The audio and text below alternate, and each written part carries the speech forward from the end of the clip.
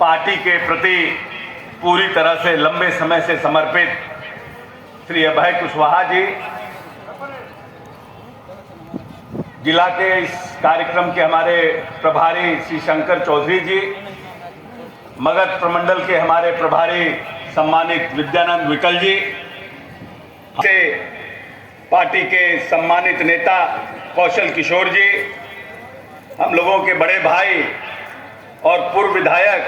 परम आदरणीय श्री श्याम बिहारी राम जी, हम लोगों के नौजवान साथी और पूर्व विधायक सम्मानित अजय पासवान जी, हम लोगों के बड़े भाई और बिहार सरकार के पूर्व मंत्री नौजवान साथी विनोद यादव जी, सम्मानित पूर्व विधायक और चेनारी के औरंगाबाद से श्री ललन भुइया जी, अनुमंडल के हमारे सम्मानित प्रभारी और कांग्रेस के समय प्यार और आशीर्वाद से 2005 में माननीय नेता ने इस प्रदेश की बागडोर संभालने का काम किया था। बहुत प्यार और बहुत आदर के साथ आप लोगों ने नीतीश कुमार को इस प्रदेश की बागडोर सौंपी थी और उस समय इस प्रदेश का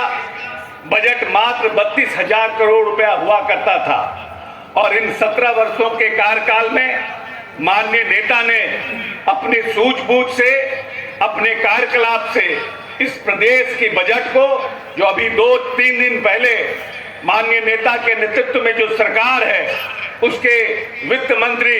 आदरणीय विजय चौधरी जी ने जो बजट पेश किया है बिहार विधानसभा में, वो 2,64,000 करोड़ का बजट है। 17 साल में माननीय नेता ने 32,000 करोड़ के इस बिहार को 2,64,000 करोड़ करने का काम किया है। जो व्यक्ति दूरदर्शी होता है, जिनके पास आने वाले भविष्य की चिंता होती है,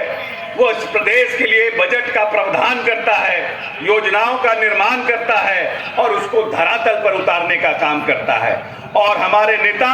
नीतीश कुमार ने वही काम इस प्रदेश में करने का काम किया है। जो मूलभूत सुविधाएं इस प्रदेश में नहीं थी, इस प्रदेश में बिजली नहीं था, इस प्रदेश में सड़कें नहीं थी, इस प्रदेश में पेयजल नहीं था, इस प्रदेश में शिक्षण संस्थाओं की कमी थी, इस प्रदेश में शिक्षक नहीं थे, उन सब की व्यवस्था माननीय नेता ने अपने प्रथम कार्यकाल 5 वर्षों में करने का काम किया। और आप लोगों ने इसीलिए माननीय नेता को 2010 में पुनः बहुत भारी बहुमत से इस प्रदेश की बागडोर सौंपने का भी काम किया।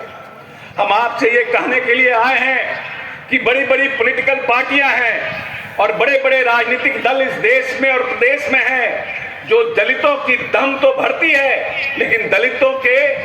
कल्याण के लिए किसी योजना का काम नहीं करती है, किसी योजनाओं को लाने का काम नहीं करती है। जिन लोगों को देश का कमान लंबे समय तक रहा, 60-70 वर्ष तक आजादी के हो गए, लेकिन इस प्रदेश में जो पिछड़े और वंचित समाज के लोग थे,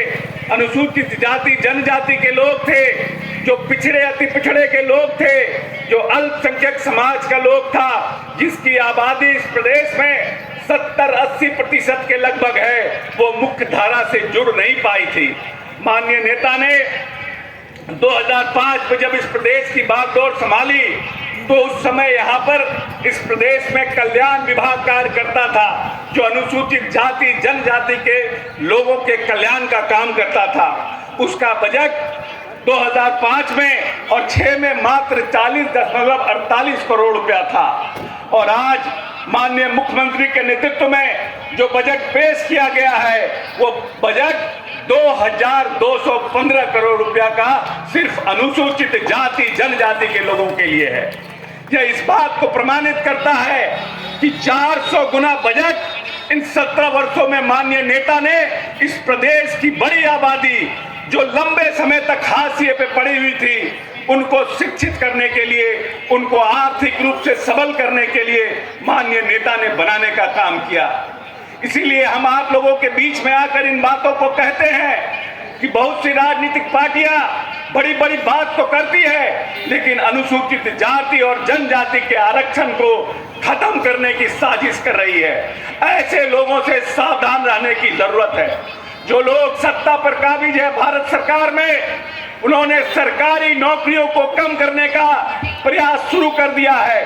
और प्राइवेट से नौकरियों को भरने का काम शुरू कर दिया है। और इसीलिए हम बार बार कहते हैं कि जिस तरह से सरकारी नौकरियों में संविधान प्रदत्त अधिकार बाबा साहब भीमराव अंबेडकर, महात्मा गांधी, वल्लभ भाई पटेल जैसे पूर्वजों ने अनुसूचित जाति के लोगों को दिया था, उसी तरह से प्राइवेट सेक्टर में भी आरक्षण की व्यवस्था होनी चाहिए। तभी जाकर जो बड़ा समुदाय अनुसूचित जाति जनजाति का है वो लंबे समय तक आगे बढ़ सकता है। माननीय नेता ने जो बाबा साहब का कथन था, शिक्षित बनो, संघर्ष करो, संगठित रहो, तो संघर्ष और संगठित होने के लिए, शिक्षित बनाने के लिए माननीय नेता ने जब प्रदेश में बागडोर संभाला तो लगभग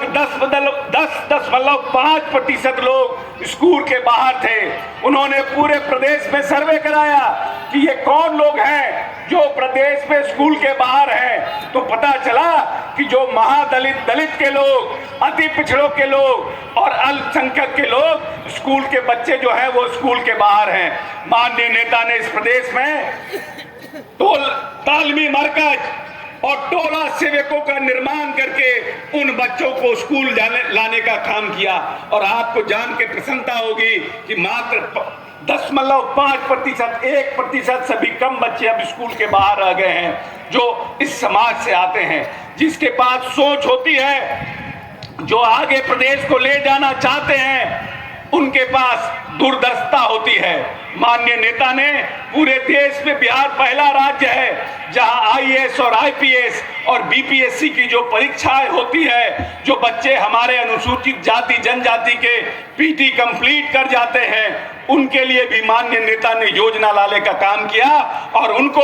1,50,000 रुपया देने का काम किया। बिहार देश का पहला राज्य है जिसने इस योजनाओं की शुरुआत की, क्योंकि माननीय मुख्यमंत्री नीतीश कुमार ने सपना देखा कि हमारे जो अनुसूचित जाति जनजाति के लोग हैं वो भी आईएएस बने, कलेक्टर बने, आईपीएस बने और बिहार के लोगों को आगे ले जाने के लिए अनुसूचित जाति जनजाति के लोगों को माननीय नेता ने इस योजना की शुरुआत की। जो लोग इस प्रदेश में गुर्बत की जिंदगी जीते हैं, मजदूरी करते हैं, सब्जी बेचते हैं, अंडा बेचते हैं, साइकिल बनाने का काम करते हैं, उनके मनों में भी ये सपना था कि हम अपने बच्चे को इंजीनियर बनाए, डॉक्टर बनाए, आईएएस बनाए, आईपीएस बनाए। माननीय नेता जब इस प्रदेश में अपनी यात्राओं को करते थे तो उन्होंने माना कि अगर हम इन बच्चों को, अगर हम हायर एजुकेशन की पढ़ाई के लिए अगर हम कुछ मदद करेंगे तो शायद हमारे जो बच्चे जिनके माँ बाप इंजीनियर डॉक्टर बनाने में वो सक्षम नहीं हो पा रहे हैं तो उनको ताकत मिलेगी। और माननीय नेता ने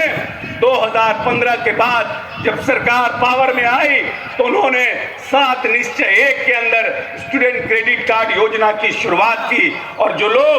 सपना देखते थे कि हमारे बच्चे भी इंजीनियर डॉक्टर बने, उनके सपनों को उड़ान देने के लिए, गरीबी में जो जीते थे, जो चाहते थे कि हमारे बच्चे भी आगे बढ़े, उनके लिए 4 लाख रुपए का स्टूडेंट क्रेडिट कार्ड योजना की शुरुआत की और वैसे बच्चों को सपनों को उड़ान देने का काम किया। लाखों हजारों बच्चे स्टूडेंट क्रेडिट कार्ड का लाभ लेकर के आज इंजीनियर और डॉक्टर की पढ़ाई कर रहे हैं, अपने हायर एजुकेशन की पढ़ाई कर रहे हैं।